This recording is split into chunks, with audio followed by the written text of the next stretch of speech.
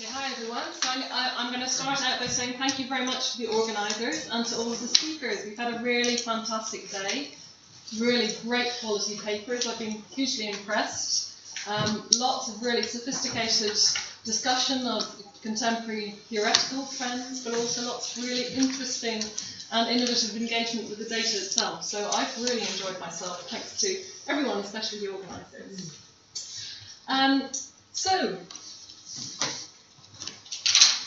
I'm sure everybody in the audience will be familiar with the Amesbury Archer, the inhumation burial of a single adult male accompanied by an extraordinary array of grave goods. The discovery of the Archer in 2002 appeared to support long-standing views of Bronze Age society as increasingly hierarchical, dominated by individuals who drew political power from success in long-distance exchange, control over specialist technologies such as metalworking, and prowess in hunting and warfare. And, of course, the Archer was memorably hailed as the King of Stonehenge. I want to start today by revisiting the evidence from this grave and asking if we can interpret it in other ways.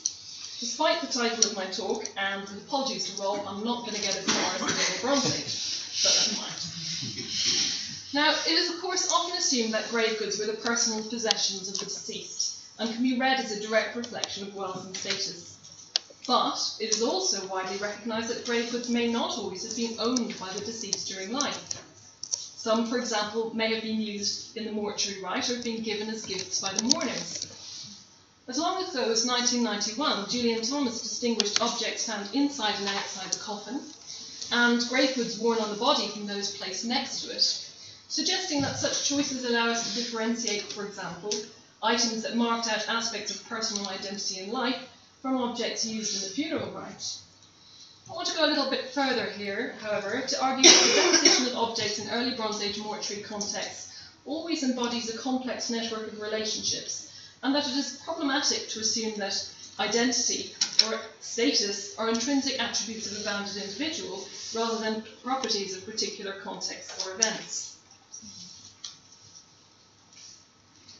The grave of the Amesbury Archer contained an extraordinary array of objects. I'm sure most of you will know all about these, and they were arranged around the flexed inhumation of an adult male. These included 5 beaker pots placed at different locations around the body, 2 in front of the face, 1 behind the head, 1 below the pelvis, and 1 beneath the feet. A cache of flint artefacts, 2 boar's tusks, a copper knife, an antler spatula, an antler strip, a perforated oyster shell, and a piece of iron pyrites were deposited in front of the chest. A second copper dagger lay at the right shoulder, while a stone wrist guard and antler pin were placed on the lower left arm. Behind the archer's back were another cache of struck flints, 2 boar's tusks, and a cushion stone that may have been used for metalworking. A second wrist guard, a shale belt ring, another copper knife, an antler strip, and 2 gold basket-shaped ornaments were found at his knees. A number of other flint objects were found elsewhere in the grave, notably 14 barbed and tanged arrowheads. Most of those items were scattered in and around the lower half of the body. The quantity of finds and the presence of gold and copper objects have often been taken to indicate that this was a particularly high-status individual, but I want to explore how the Archer's grave goods may have been employed not to comment on intrinsic or circumscribed elements of individual identity, but to create identities that were composite and relational. This sense of relationality is expressed in 2 key ways. Firstly, early Bronze Age graves brought together and ordered objects and materials with different histories and origins. Grave goods were frequently arranged as distinct assemblages, for example by placing them in bags, boxes, or other containers. Secondly, objects were deliberately placed relative to particular elements of the human body. Each of the 3 main collections of objects in the Archer's grave, the assemblages in front of the chest, behind the back, and by the knee, might have been collected or gifted at certain points in the life course of the deceased, and might have spoken of particular places or events. Alternatively, they may have been given by the mourners to map the combination of relationships that link the living and the dead, and to speak of the symbolic qualities and cosmogenic origins of those connections. We can imagine, for example, each of the 3 main groups of objects being given by different groups of mourners. So too, beakers, for instance, might have referenced the commensal ties between the Archer and particular groups of kin, or neighbours, while the red and black wrist guards, and we're back to our colour triad again there, perhaps marked different relationships such as affinal and agnatic kin. As such, the placing of objects in the grave acted as a means of locating the person relative to significant events, people and places. Identity was constituted in the network of links expressed in the assembly and location of objects. It seems likely that different parts of the body were ascribed specific cultural significance, so that the deposition of specific objects by the head or the feet, for example, spoke of the character or importance of particular interpersonal relationships. The objects themselves have quite different trajectories also. Fabric analysis suggests that the ceramics were locally made.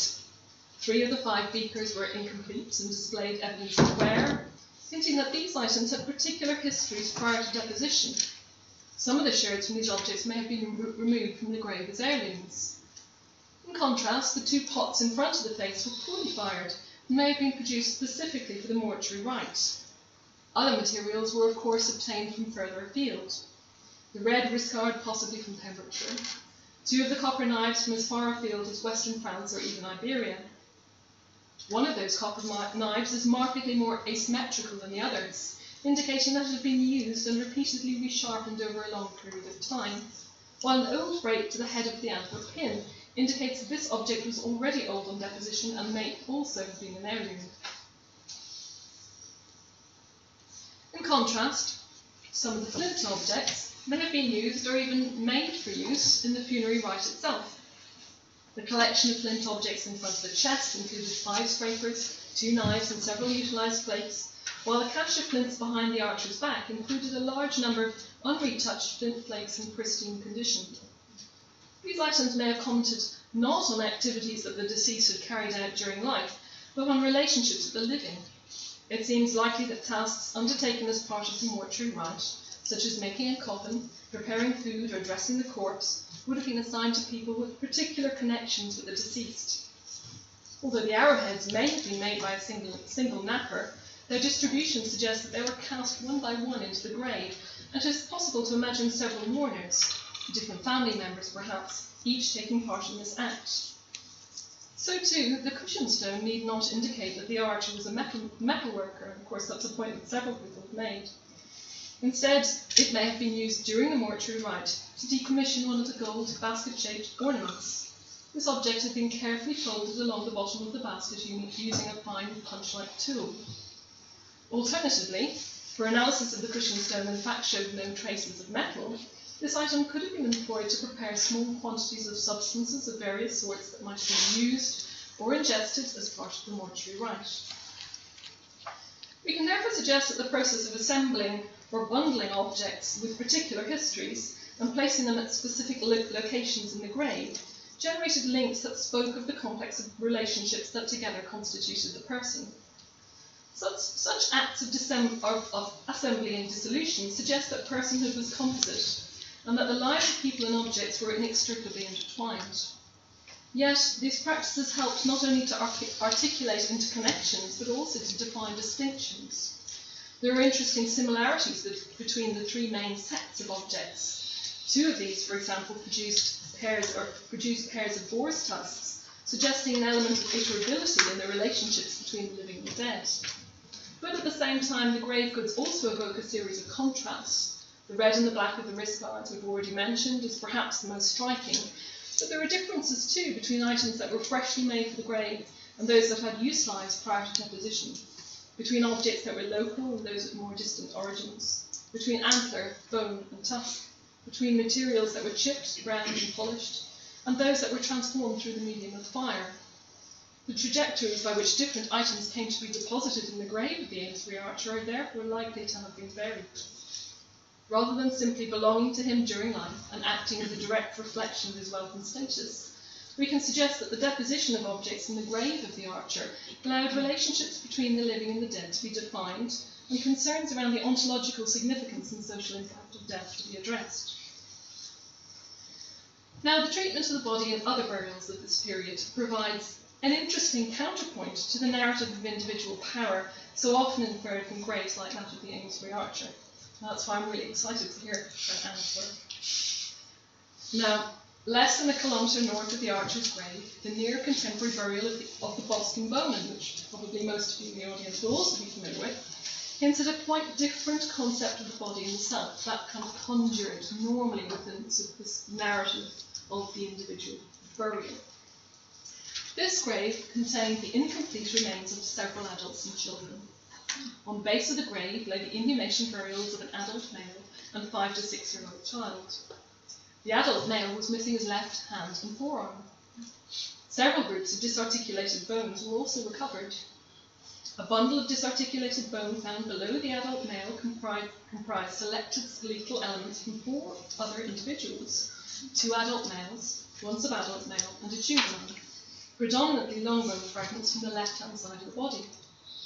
2 crania and part of a mandible lying at the feet of the adult male may have belonged to the 2 adults represented in the bone bundle.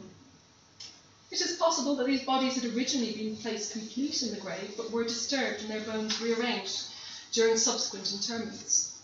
If so, a significant proportion of their bones appear to have been removed for deposition or use elsewhere. Alternatively, the bone bundle and other elements may have been brought to the grave from another location, perhaps a site or sites where bodies were stored either above or below ground. Radiocarbon dates suggest that the disarticulated bone from the grave may have been as much as 2 centuries older than the child and adult male lying at the base of the feature.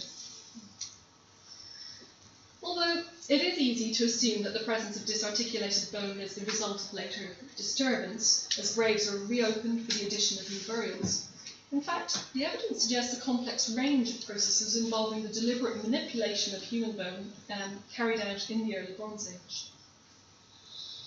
At Horsburgh Castle Farm in Peebleshire, for example, the inhumation burial of an adult male was placed in a cist. But the skull was missing, and several other bones had been moved from their correct anatomical position. The right and left halves of the hips, for example, appear to have been transposed. The excavators argued that the cyst was too substantial to have been reopened after construction. They suggest that the body was buried in a partly decomposed or skeletonized state, and the bones arranged to simulate a crouched inhumation. At Baberham Road in Cambridge, and I have to apologise, I don't have a picture of this one, a grave containing the partially articulated and incomplete remains of a young adult male was found. Less than half of the body was present.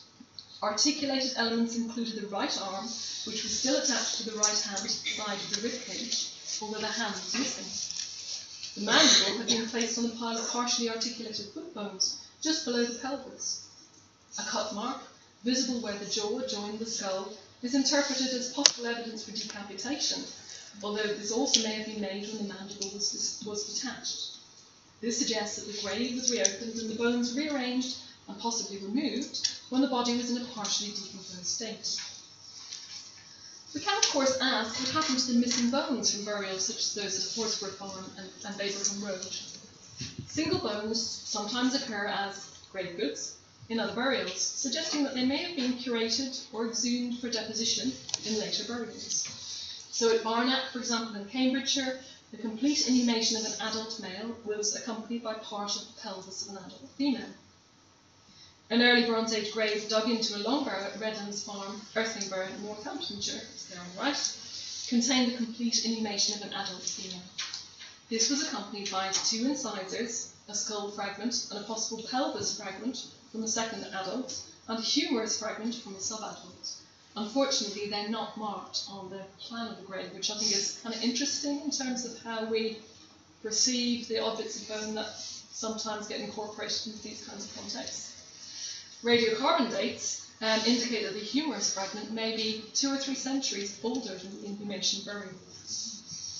Now, of course, it is possible that such stray bones were accidentally incorporated into these graves, but that's quite difficult to argue in other cases. At Dryburn Ridge, East Lothian, 2 cysts were uncovered. Cyst 1 contained the well-preserved crouched inhumation burial of an adult male.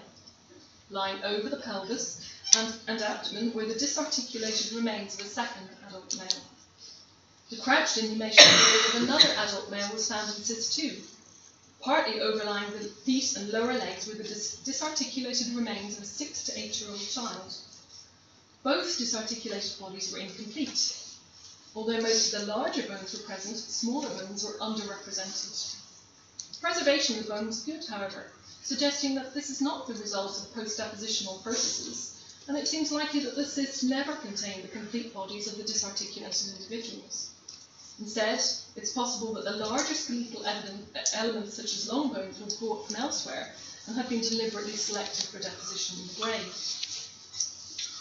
Evidence for the occasional use of unburnt human bone to make objects hints at interesting and rather different attitudes to the body to those we're familiar with from our own cultural context. Woodward and Hunter's recent study of early Bronze Age grave goods has identified 3 bone belt hooks that have been made from human femurs. I love these examples. The primary cremation in Wiltshire Barrow G15 in Wiltshire, for example, was accompanied by a belt hook of human bone and a dagger-shaped bone pendant. Although it's possible that the choice of human bone was not deliberate, there's evidence for selection of material for other early Bronze Age bone items. Cetacean bone, for example, was often chosen for the production of dagger pommels, while bone points were manufactured from sheep limb bones. A bone whistle that accompanied the inhumation burial of an adult male at Wiltshire G58 in Wiltshire was also made from a human femur. The interior of this item had been scraped out and its outer surface polished. It's not known whether the whistle was primarily employed in a social or ritual context, or perhaps both, but in either case, playing music on what may have been recognised as an ancestral relic would doubtless have been a very powerful act. The selection of human bone to make bone belt hooks is equally interesting, I think. These were items that were worn on the body and are likely to have been visible elements of apparel, and as such they may have allowed links between particular persons and significant ancestors to be drawn, or they may have invoked specific symbolic properties, and it's likely that the choice of human bone rendered them animate objects with their own particular potency.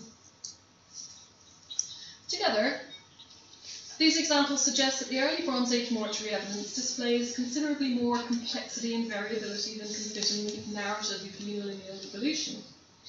Bones were selected and removed from graves for curation, display, and deposition elsewhere. Complete and partial bodies were buried together with other bodies, and their relative positioning was often carefully choreographed. Practices such as excarnation and dismemberment may have been employed to fragment unburnt bodies, although burials were also reopened and bodies disassembled and rearranged in the grave. This counters John Barrett's argument that early Bronze Age traditions of inhumation burial provided a means of fixing a particular image of the deceased in the memories of the mourners, for that image remained open to reworking. Moreover, it indicates that it was ideologically acceptable to fragment the human body. It seems that early Bronze Age concepts of the self did not prioritise an ideology of bodily integrity. Instead, the fragmentation and commingling of bodies suggests both that identity was viewed as relational and that the person was considered to be composed of multiple elements that could be disaggregated, rearranged, and combined, just like the assemblages of grave goods that accompanied the dead. Occasionally, human bone, as we have seen, was made into objects that were worn on the bodies of the living or used in significant social and ceremonial settings. This indicates that the modern Western distinction between self and other, between active human subjects and passive objects, was not recognised. As such, we can suggest that grave goods were not objects to be manipulated and disposed of as mere symbols of the will or power of dead individuals, but were social agents whose histories and interconnections were constitutive of relational forms of identity.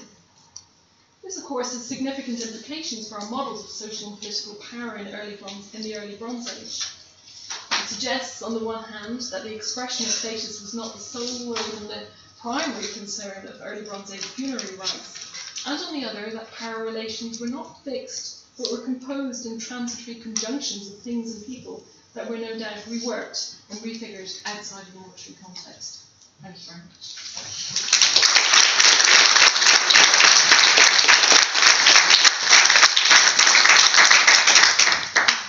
Thank you very much. Are there any questions?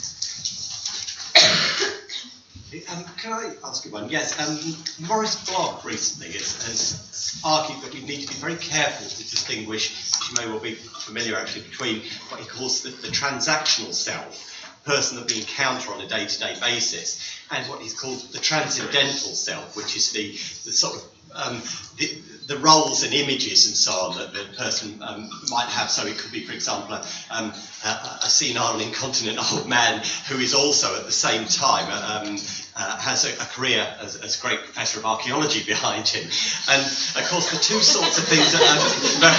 Sorry, there's no implications about that. And is there a danger that we conflate this sort of transcendental projected image with the reality of day-to-day people, and that in fact when we're looking at things like your argument for the relational self here, when we look at these bodies and the bits of bodies that actually in the day-to-day life that these people had when they were alive, there was a very different way that people related to them. Yes, yeah. I mean, I guess that in some ways I'm trying to get away from that distinction, perhaps, in the sense that certainly where people have looked at beaker burials, they've talked about beaker burials as being manifestations of kind of idealised notions of male identity, for example. And I feel like, I don't know, I don't always, I can understand that because I have a kind of a background in social anthropology as well as archaeology, so I've read Mary Douglas and writing about human bodies as a model for society, etc., etc. And I like that. But on the other hand, I kind of feel like, you know, these are people who are mourning people they love, and I kind of feel like that kind of the immediacy of the experience of, you know, how you're dealing with the body of the person that you've loved and lost, and that kind of, as you said, I'm trying to bring the transactional into what people have tended to see as kind of idealized expressions of identity. Because I think even though I can see that, you know, there's sort of standards, or the sorts of beaker graves that we've tended to focus on because we've ignored, obviously, lots of other beaker-related mortuary practices. I mean, even the sort of fairly standard ones are actually quite diverse in terms of what people are putting in there and how they're arranging objects and so on. So, you know, I'm quite interested in the sort of the individuality of the engagement with the deceased, with the dead body, as opposed to that more sort of transcendental model, which I think maybe we've overplayed a bit in this context. Any other questions, comments, thoughts? Oh, there you go. I just wondered if you had any DNA or isotopic evidence for any of the burials that you quoted. I'm sure Mike may do. Mike, where is he? Sorry, I couldn't hear what you said. DNA evidence for... DNA and isotopic evidence for any of the burials that Joanna has quoted. Yes, the only one we have is 25004 from the Boscombe Bowman. And he is interesting because he's one of just two within the whole of the 45 that they have genomes for who isn't one of the step gene group. So the other one's actually from Ingleby Barrack, right up in County Durham, which Tom Booth, who's currently working for Joan and myself at the same time, he suggests that one of those is actually a mummified individual. So it may be that these are quite important exceptions. Another possibility is that amongst the all-over corded vessels within the Boscombe Bowman burial, there is also a quartz zone maritime beaker. And one of the things we've been wondering about is whether the maritime-derived beaker tradition could also have an ethnic tag potentially for people whose ancestry lies not across northern Europe, but actually in Iberia. And that's something we're currently sampling for.